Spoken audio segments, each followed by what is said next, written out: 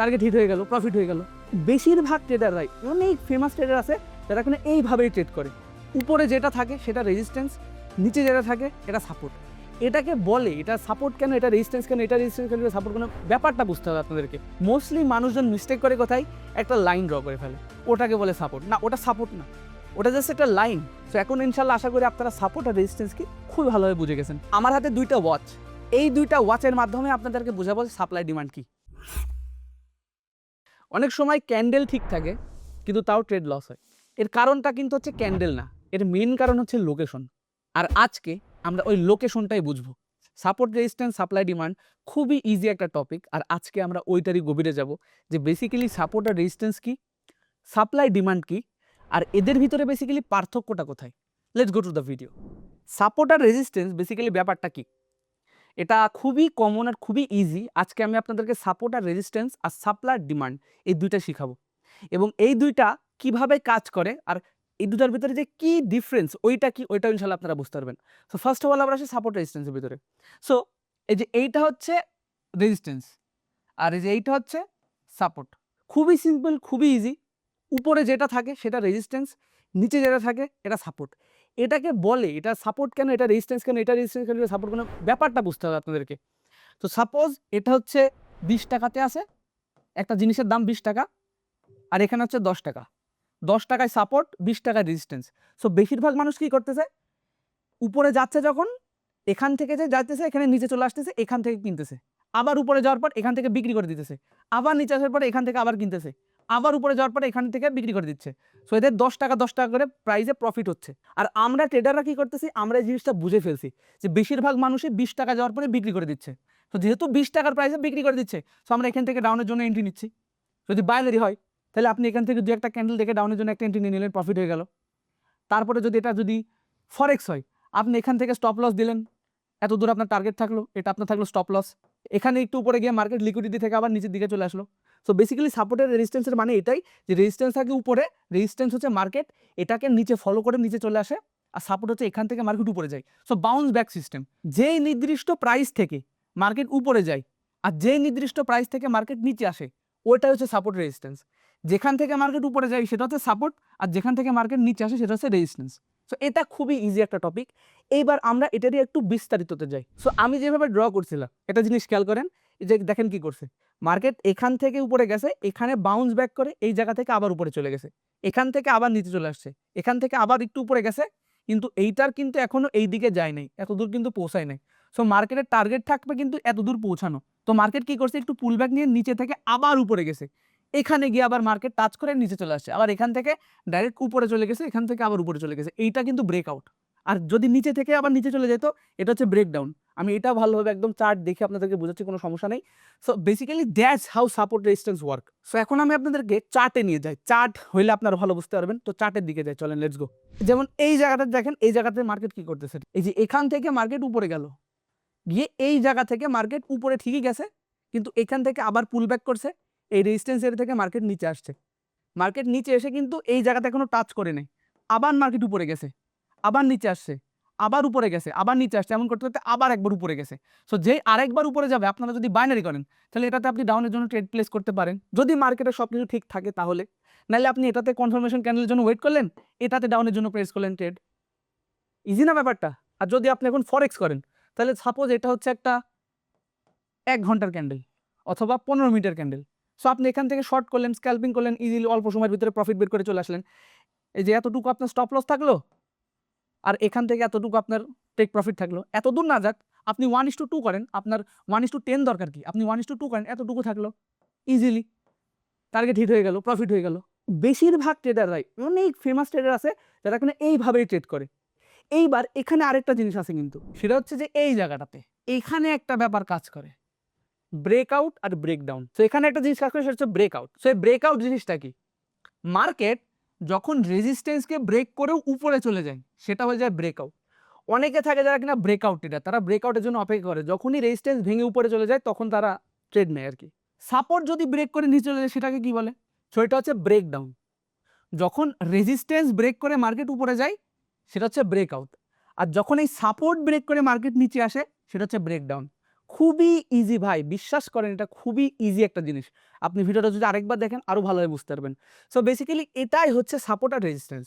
তাহলে আমরা যদি আরেকবার প্রিভিয়াসে আসি, ঠিক আছে? তাহলে আপনি কি দেখতে পারবেন যে সাপোর্ট হচ্ছে কি, যেই জোন থেকে মার্কেট উপরের দিকে যায় সেটা হচ্ছে সাপোর্ট।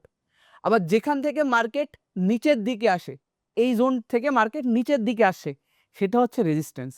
সাপোর্ট রেজিস্ট্যান্স কিন্তু এটা আপনি দেখতেছেন না, ছোট একটা লাইন, লাইন না, এটা হচ্ছে একটা জোন। এটা হইতে পারে যেমন এখানে যদি আসেন আপনি, ঠিক আছে? এখানে কিন্তু দেখতেছেন প্রাইস। সো প্রাইসের ভিতরে কি, এই প্রাইসটুকু হচ্ছে রেজিস্ট্যান্স জোন, আর এই প্রাইসটুকু হচ্ছে সাপোর্ট জোন। সো আপনাদেরকে জোন হিসাবে ড্র করতে হবে। এখান থেকে শুরু করে এই যে এতটুকু ড্র করতে হবে, এটা হচ্ছে সাপোর্ট জোন। আর এখানেও ঠিক এমনে করে শুরু করে এমনে করে ড্র করতে হবে, এটা হচ্ছে রেজিস্ট্যান্স জোন। আপনাদেরকে জোন হিসাবে ডিভাইড করতে হবে। মোস্টলি মানুষজন মিস্টেক করে কোথায়, একটা লাইন ড্র করে ফেলে, ওটাকে বলে সাপোর্ট। না, ওটা সাপোর্ট না, ওটা জাস্ট একটা লাইন।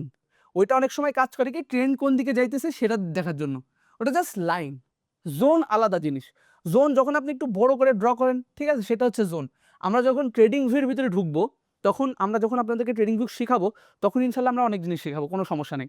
সো এটাই হচ্ছে বেসিক্যালি জিনিস, যে এই যে জোনটা প্রাইজের, এইটাই হচ্ছে রেজিস্ট্যান্স জোন, আর এইটা হচ্ছে সাপোর্ট জোন। সো এখন ইনশাল্লাহ আশা করি আপনারা সাপোর্ট আর রেজিস্ট্যান্স কি খুব ভালোভাবে বুঝে গেছেন। আর যদি নাও বুঝেন, আমার পিন কমেন্টে কিন্তু আমার হোয়াটসঅ্যাপ নাম্বার, আমার টেলিগ্রাম আইডি, 2টা টেলিগ্রাম আইডি দেওয়া থাকবে, ওখানে গিয়ে আমার আইডি পাবেন, ওখানে গিয়ে মেসেজ করতে পারেন, কোনো সমস্যা নেই। আমরা আবার বিস্তারিত আপনাদেরকে বুঝাই দেবো, কোনো সমস্যা না।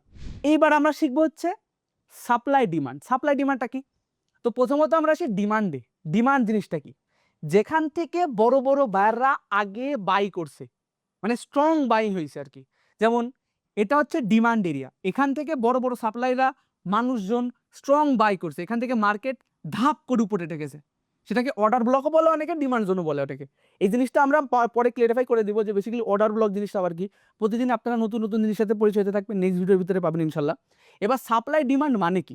প্রথমত আপনাদেরকে সাপ্লাই ডিমান্ডের মানেটা বুঝাই।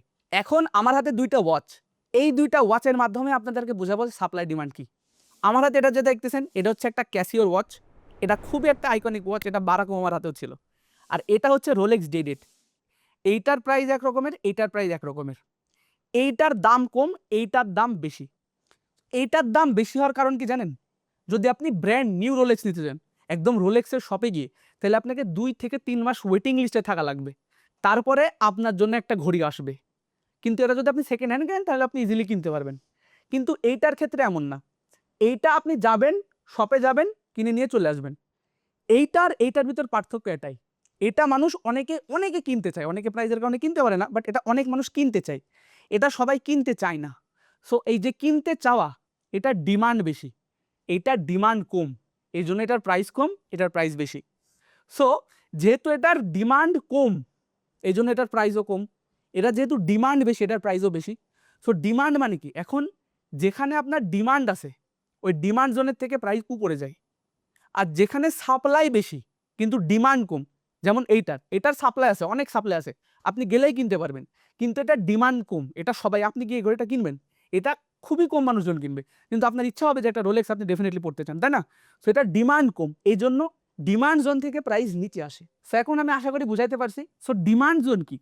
যেই জায়গা থেকে, মানে এটা হচ্ছে ডিমান্ড জোন, এখান থেকে মার্কেট উপরে দেওয়া শুরু করছে, মানে গ্যাপ করে এত দূর মার্কেট আস্তে আস্তে আসছিল, কিন্তু এখান থেকে মার্কেট বিগ বাই হয়েছে। বড় বড় যারা প্লেয়ার আছে তারা এখান থেকেই বাই করছে, মানে তাদের এখান থেকেই কেনার ইচ্ছা। আবার যদি মার্কেট এই জায়গাতে আসে, তাহলে হিউম্যান সাইকোলজি এমনি কাজ করে যে মার্কেট এখান থেকে আবার উপরে যাবে। সো এটা বলে হচ্ছে ডিমান্ড জোন, আর এটা হচ্ছে সাপ্লাই জোন। এই জায়গা থেকে মার্কেটে যারা যারা বড় প্লেয়ার আছে তারা অ্যাগ্রেসিভভাবে সেল করছে, মানে এই জায়গাটাতে যখনই আসছে, এই প্রাইস পয়েন্টে যখনই আসছে, মার্কেট সেখান থেকে ডাউনেই গেছে, মানে একদম কড়া ডাউন, অল্প ডাউন না। তো সাপোর্ট রেজিস্ট্যান্সে কি হয়? সাপোর্ট আর রেজিস্ট্যান্সে নর্মাল বাইং সিলিং হয়। মার্কেট একটা প্রাইস পয়েন্টে গিয়ে মার্কেট নিচে আসতে আস্তে আস্তে, আবার নিচে একটা প্রাইস পয়েন্ট থেকে ওখান থেকে আস্তে আস্তে উপরে গেছে। সো এই যে আস্তে আস্তে উপরে যাওয়া, নিচে যাওয়া, এটা হচ্ছে সাপোর্ট রেজিস্ট্যান্স।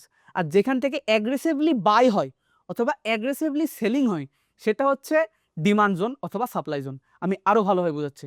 সো আপনি এই জায়গাটাতে খেয়াল করেন, এই যে প্রাইস পয়েন্ট, এই প্রাইস পয়েন্ট থেকে দুম করে মার্কেট উপরে গেছে, এটা হচ্ছে ডিমান্ড জোন। আর এই যে প্রাইস পয়েন্ট, এখান থেকে মার্কেট ধাপ করে নিচে গেছে, এটা হচ্ছে সাপ্লাই জোন। সো ইজিলি আপনি হয়তো বুঝতে পারছেন, যেখান থেকে প্রাইস অ্যাগ্রেসিভলি উপরে গেছে, মানে ধাপ ধাপ উপরে গেছে, আস্তে আস্তে না, সেটা হচ্ছে ডিমান্ড জোন। ওখানে ডিমান্ড অনেক বেশি, ওখানে যদি মার্কেট আবার আসে ওই রকম অ্যাগ্রেসিভলি উপরে যাওয়ার সম্ভাবনা থাকে। আর যেখানে মার্কেট একদম ডাইরেক্ট নিচে আসছে ওই নির্দিষ্ট জায়গাটা হচ্ছে সাপ্লাই জোন। সো এই ক্ষেত্রে ডিমান্ড জোন হচ্ছে এই জায়গাটা, এখান থেকে নিচে এতটুকু হচ্ছে ডিমান্ড জোন, এখান থেকে এই যে এতটুকু হচ্ছে সাপ্লাই জোন। আই হোপ আমি বুঝাইতে পারছি। এটাই বেসিক্যালি সাপ্লাই ডিমান্ড আর সাপোর্ট রেজিস্ট্যান্সের পার্থক্য। অনেকে বলে যে সাপোর্ট রেজিস্ট্যান্স যখন আইসিটির ভাষায় যায় তখন সেটা সাপ্লাই ডিমান্ড হয়ে যায়। অ্যাকচুয়ালি এটা একদিক থেকে সত্যি, কিন্তু ওইটাও আমি আপনাদেরকে আস্তে আস্তে বোঝাবো। আপনাদেরকে আমি আইসিটি সম্পূর্ণ কোর্স সম্পূর্ণ ফ্রিতে করাবো ইনশাল্লাহ আমাদের ইউটিউব চ্যানেলে। আপনাদের কাজ একটাই, ইউটিউব চ্যানেলটাকে সাবস্ক্রাইব করে রাখা। সো আই হোপ আমার কথাগুলো আপনি বুঝতে পারছেন। যদি বুঝতে না পারেন ভিডিওটা খুব একটা বড় না, আপনি আবার দেখবেন, ইজিলি বুঝতে পারবেন, কোনো সমস্যা নেই। আজকে আপনারা জোন বুঝলেন, support zone, resistance zone, supply zone, demand zone. সব থেকে বড় ভুল করি আমরা কোথায়, যে সাপোর্ট একটা লাইন আঁকাই দিই, রেজিস্ট্যান্স একটা লাইন আঁকাই দিই, বাট এটা কোনো লাইন না, এটা একটা জোন, মানে একটা প্রাইজের এরিয়া। ওই এরিয়া থেকে প্রাইস নিচে আসে, ওই লাইন থেকে প্রাইস নিচে আসে না। সো আজকে আপনারা এটা বুঝে ফেলছেন, আর এটা আই হোপ আপনাদের ট্রেডিং জার্নিটাকে অনেক সিম্পল করে দেবে। আর যদি আরও বিস্তারিত জানতে চান, definitely we are here for you. আমাদের হোয়াটসঅ্যাপ নাম্বার, আমাদের টেলিগ্রাম শপে আপনাদের কাছে আছে। আমাদের 2টা টেলিগ্রাম অ্যাকাউন্ট, একটা হোয়াটসঅ্যাপ নাম্বার আপনি এখানে ওখানে দেখতে পারতেছেন। আর টেলিগ্রাম অ্যাকাউন্ট 2টা, একটা হচ্ছে বাইনারির জন্য, একটা হচ্ছে ফরেক্সের জন্য। নিচে আমাদের ডিসক্রিপশনে সব কিছু দেওয়া থাকবে, পিন কমেন্টে সব কিছু দেওয়া থাকবে। আপনাদের কাজ, যদি আপনাদের ইচ্ছা হয় ভিডিও থেকে শিখে যদি আরও বিস্তারিত জানতে ইচ্ছা হয়, আমাদেরকে অবশ্যই মেসেজ দিবেন, আর আপনাদের জন্য আমরা অপেক্ষা করব।